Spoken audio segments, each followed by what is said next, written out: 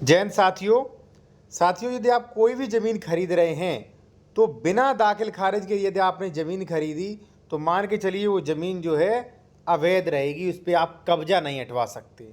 ठीक है, अगर मान लीजिए किसी का कब्जा है या कर लिया तो आप कब्जा नहीं हटवा सकते। पूरा आपको नियम बताऊंगा विद सेक्शन। बिना दाखिल खारिज के आपकी पुत्र पुत्री को भी ज़मीन साथियों नहीं मिलेगी, वो भी मैं आपको बताऊंगा क्या नियम इस पर। और बिना दाखिल खारिज के मेड़बंदी बेदखली बंटवारा भी नहीं होगा। ये अब सवाल आ रहा होगा आपके दिमाग में कि ये सब क्यों नहीं होगा, ठीक है, म्यूटेशन संबंधी। तो साथियों सबसे पहले मैं आपको बता दूं, यदि आप कोई सलाह लेना चाहते हैं, ठीक है, संबंधित या कोई भी सलाह लेना चाहते हैं कानूनी, तो आप ले सकते हैं फीस जमा करके। कॉन्टैक्ट नंबर वीडियो की डिस्क्रिप्शन में दिया गया है। ठीक है, अब आते हैं अपने टॉपिक पे साथियों। सबसे फर्स्ट टॉपिक हमारा जो है वो है कि बिना दाखिल खारिज के अवैध कब्जा क्यों नहीं हटवा पाओगे। देखिए साथियों, जब भी जैसे मान लीजिए आपने कोई ज़मीन खरीदी, उसका दाखिल खारिज आपके नाम नहीं है, तो आप जो यूपीआरसी सेक्शन धारा 134 जो होती है अत्याचारी की बेदखली, उसके लिए आप केस नहीं कर पाओगे, क्योंकि केस में लगती है खतौनी और आपका दाखिल खारिज नहीं है तो खतौनी आपके नाम कटेगी नहीं।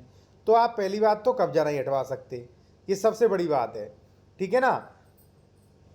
दूसरा है साथियों कि बिना दाखिल खारिज के आपके पुत्र पुत्री को संपत्ति नहीं मिलती है।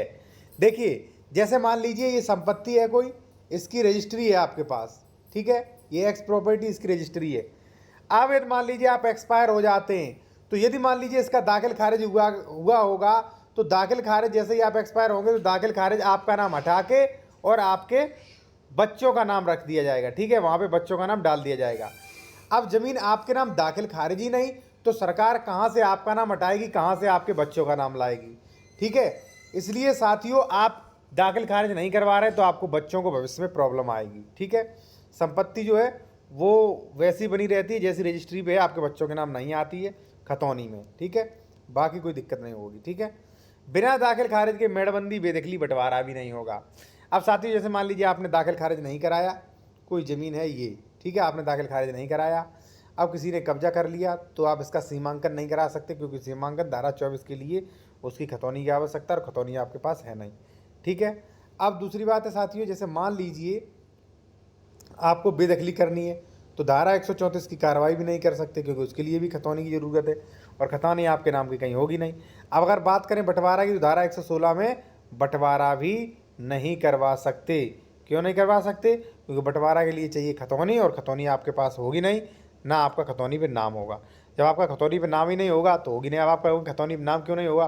खतौनी पे नाम तभी आता जब आप दाखिल खारिज करवाते हैं तब। साथियों मैं फिर एक बार रिपीट कर दूं कि कोई भी आप लीगल एडवाइस कानूनी सलाह लेना चाहते हैं, ले सकते। कॉन्टैक्ट नंबर वीडियो की डिस्क्रिप्शन दिया गया है। सलाह के लिए फ़ीस देनी होगी। ठीक है जी, धन्यवाद।